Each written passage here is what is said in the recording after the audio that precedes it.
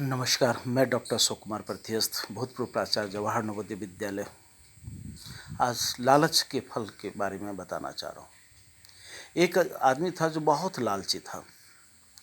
तो वो एक सम्भ्रांत जो वहाँ का जमींदार था उसके पास गया। तो सम्भ्रांत व्यक्ति ने उससे कहा कि जो देखो कि तुम सूरज उदय होने से पहले जितना तुम दौड़ पाओगे उतना ज़मीन तुम्हारा हो जाएगा। लेकिन शर्त यही है कि सूर्यास्त के समय तुम वापस इसी स्थान पे आ जाओगे। तो उसको बहुत खुशी होती है, बहुत अच्छा लगता है, सोचता है कि तो ये तो गोल्डन अपॉर्चुनिटी मेरे लिए है और मैं इसको सदुपयोग करूं। वो दूसरे दिन का इंतज़ार करता है सूरज की किरण निकलने का। और जैसे ही दूसरे रोज़ सूरज की किरण निकलता है, वो आदमी दौड़ना शुरू कर देता है, दौड़ता चला जाता है, खूब तेज़ी से दौड़ता है, ज़्यादा से ज़्यादा ज़मीन पाने के लालच में दौड़ता ही चला जाता है, दौड़ता ही चला जाता है। जब आधे दिन से ज़्यादा जब समय व्यतीत हो जाता है और धूप भी बहुत तेज़ होती है, थक भी जाता है, लेकिन वो दौड़ना कंटिन्यू रखता है। जब समय ज़्यादा हो जाने के बाद में उसको ध्यान आता है कि हमको वापस भी उसी स्थान पे जाना है जहाँ हमने प्रारंभ किया था। तो फिर वो वापस होता है, वापस होने लगता है तो देखता है कि सूरज ढलने की स्थिति में जा रहा है, तो वो अपनी रफ्तार और तेज़ कर देता है। फिर इस तरीके से और तेज़ी से भागता है जिससे कि सूरज अस्त होने से पहले वो पहुंच जाए।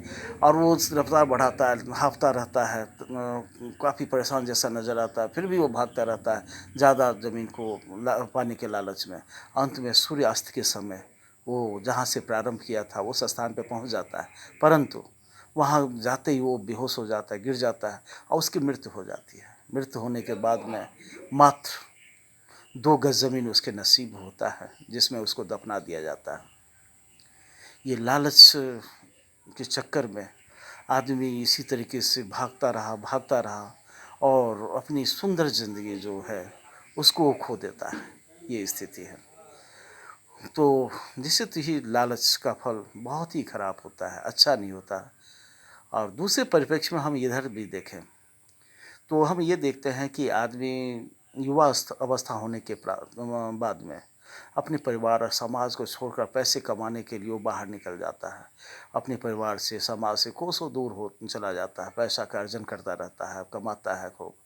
और जब वो कमाने के क्रम में जो अवस्था वृद्धावस्था की ओर अग्रसर हो जाता है, जब वो वापस अपने परिवार में जाता है तो देखता है कि उसके छोटे छोटे जो बच्चे थे वो हायर एजुकेशन के लिए या सर्विस में वहाँ से बाहर निकल गए और घर से बाहर निकल गए। वहाँ उसका वो आनंद, उन बच्चों के साथ रहने का आनंद उससे वो वंचित हो जाता है। इसी प्रकार से जो समाज का जो हम उम्र उसके व्यक्ति होते थे उससे भी बहुत कट जाता है। तो वो संपर्क नहीं रहने से वो उसके उनके साथ भी समय अच्छा व्यतीत करने से भी वंचित हो जाता है। एक बहुत बड़ी गैपिंग हो जाती है इस तरीके से।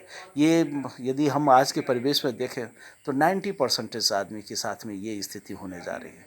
ये वास्तव में आज का समय ये चिंतन करने का है कि कौन सा समय बेहतर है, किस तरीके से हम समय को व्यतीत करें ताकि हम एक जीने की कला हम सीखें और अपने परिवार का आनंद ले सकें, समाज का आनंद ले सकें और साथ ही धन का भी जो यथासंभव, ज़्यादा नहीं लेकिन जितनी आवश्यकता है उसका अर्जन भी करें। ये एक बहुत बड़ा प्रश्न चिन्ह है कि इन सबको साथ में लेकर धन का अर्जन करें, न कि जिससे कि हम अपने जीवन का आनंद उठा सकें। धन्यवाद।